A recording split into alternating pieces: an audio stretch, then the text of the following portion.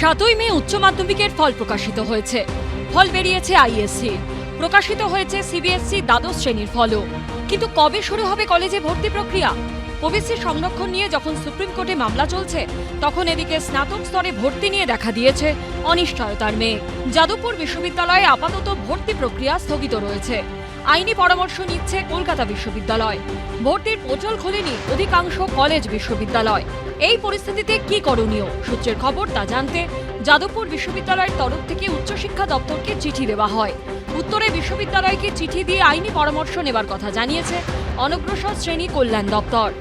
এই পরিস্থিতিতে ওবিসি সংরক্ষণের প্রসঙ্গ টেনে রাজ্য সরকারের দিকে আঙুল তুলছে বিরোধীরা। 7ই মে উচ্চ মাধ্যমিক রেজাল্ট বেরোলো, আজ পর্যন্ত কোনো কলেজ বা শিক্ষা প্রতিষ্ঠানে ভর্তির বিজ্ঞপ্তি জারি হলো না। যেহেতু 107টা 111টা কমিউনিটিকে মমতা বন্দ্যোপাধ্যায় বেআইনি করে ওবিসি করেছেন, যার মধ্যে 107টা মুসলিম কমিউনিটি, তাদেরকে যেহেতু বাতিল করেছে কলকাতা হাইকোর্ট, সেই জন্য ওবিসি ভর্তিটাও বন্ধ করে দিয়েছে। এটা তো আমাদের আর এটা দপ্তরের ব্যাপার না, এটা আমাদের রাজ্যের উচ্চ পর্যায়ের ব্যাপার। ওবিসি সার্টিফিকেট পদ্ধতি মেনে দেওয়া হয়নি এই অভিযোগ তুলে কলকাতা হাইকোর্টে মামলা দায়ের হয়েছিল। সেই মামলার রায় কলকাতা হাইকোর্ট জানিয়ে দেয় 2010 সালের পর থেকে রাজ্য সরকারের দেওয়া সমস্ত ওবিসি সার্টিফিকেট অবৈধ। বিচারপতি তপব্রত চক্রবর্তী ও রাজাশেখর মান্তার ডিভিশন বেঞ্চ জানায় 2010 সালের পরে যাদেরকে ওবিসি তালিকাভুক্ত করা হয়েছে, তারা ভবিষ্যতে এই শংসাপত্র ব্যবহার করে কোনো ধরনের সংরক্ষণের সুবিধা পাবেন না। এই নির্দেশকে চ্যালেঞ্জ করে সুপ্রিম কোর্টে যায় রাজ্য সরকার। সেই মামলা এখনো চলছে।